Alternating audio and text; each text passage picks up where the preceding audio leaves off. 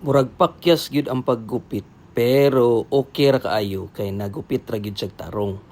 But kana laging puo kaayo ang buhok. So wala na tay mabuhat, padayon lang gyapon ta sa paggupit.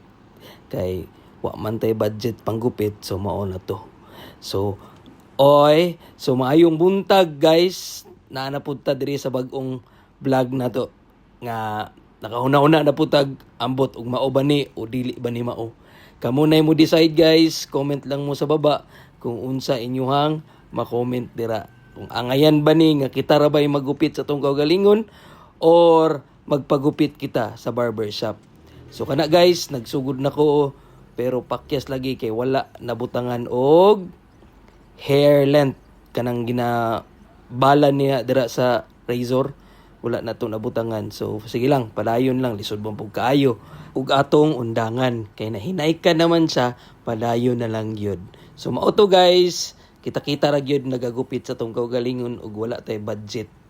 Kay karong panahon na kinahanglan na nato mag-budget kay daghan pa kay tagpamaliton. Daghan pa pud tag mga bayron nun na mga bills. So may na lang makaabag-abag ning ato ang skills nga wa ta kasabot og tarong ba. So mao to guys, God bless mon ami. Oy.